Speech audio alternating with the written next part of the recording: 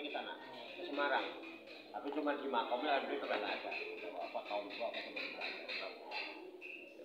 Terima kasih Pak Kaim. Ya, Jelas. Kita emang harus ngerti ya sejarah. Oh iya. Ya kita paham. Kan banyak sekarang gempuran-gempuran apa itu paham-paham dari luar yang paham radikal, paham apa banyak banget. Kalau nggak ngerti sejarah repot juga. Banyak. Ya, kita tegas di saat kita tegas harus tegas. Tapi bukan berarti setiap tegas itu radikal kan gitu.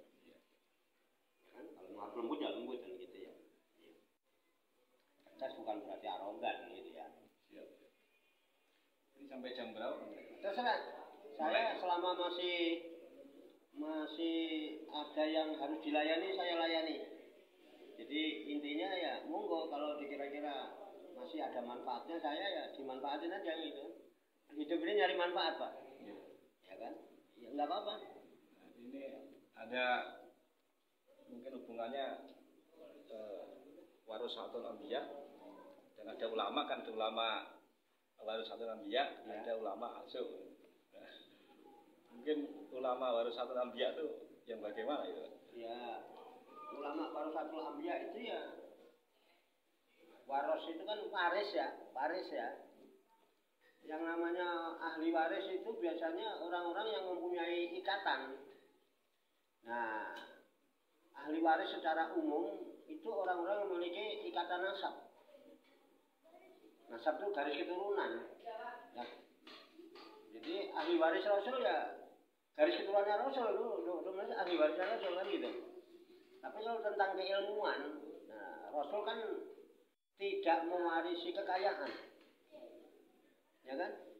Tapi yang diwariskan oleh Rasul adalah ilmu, sehingga ada orang yang mewarisi ilmunya para Rasul disebut ulama. Ulama yang warasatul anbiya ya ulama-ulama yang benar-benar memegang amanat, karena dia yang membawa warisan dari Rasul tentang ilmu ya, yang bersumber dari Al-Quran tentunya, dan hadis Nabi. Tuh, termasuk Cak Warto ya. Ya, saya enggak lah. Saya jauh lah. Saya ini mohon maaf aja kalau Cak Warto itu dudu apa-apa lan dudu sapa-sapa. Mung desa-desa, ya kan? Sadermo kawula. Kang pikir miskin, bodoh, asor lah gitu. Cuman karena saya kepengen baik,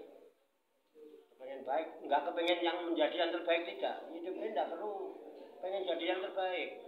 Yang terpenting sejauh mana kita kepengen jadi baik. Kalau saya pengen jadi baik kan saya harus contoh yang baik. Sedangkan contoh yang paling baik itu yang dikirimkan oleh Allah adalah Rasulullah. Kan ayatnya jenengan apalah itu lah, lakot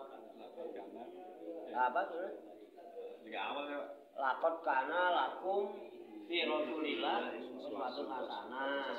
Sungguh ada pada diri Rasulullah itu uswah hasanah ya, suri teladan.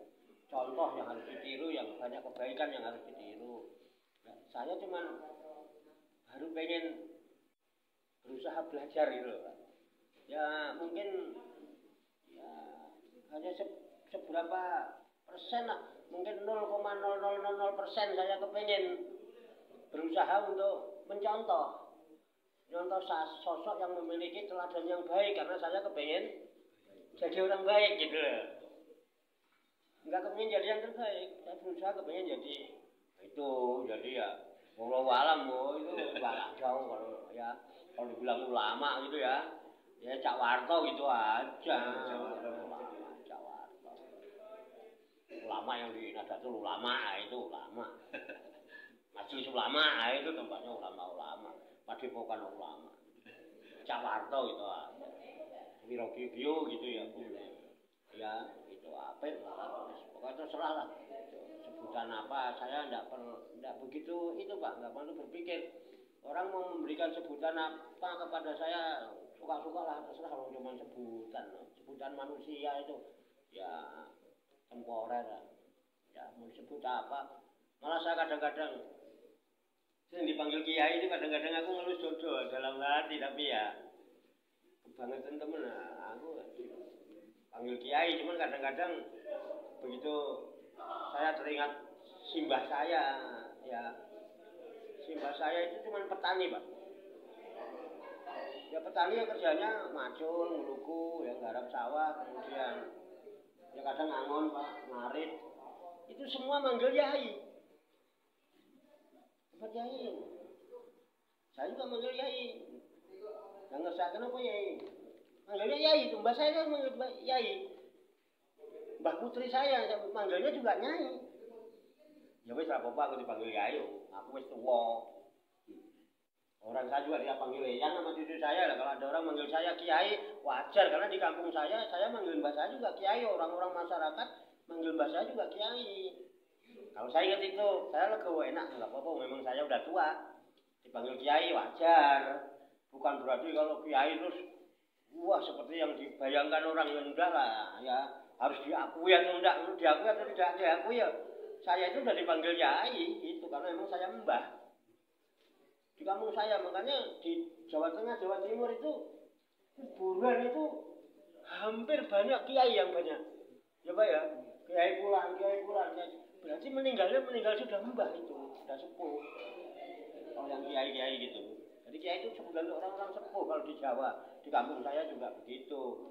Cuman kadang-kadang saya ngedon, nek kelingan di Jawa Tengah. Di Jawa Tengah itu ada namanya Kiai Slamet. Kerbo, Pak. Aku kok dipadano kerbo, aku yang kadang-kadang wah, ini itu. Terus ada lagi ya, Kiai Pleret.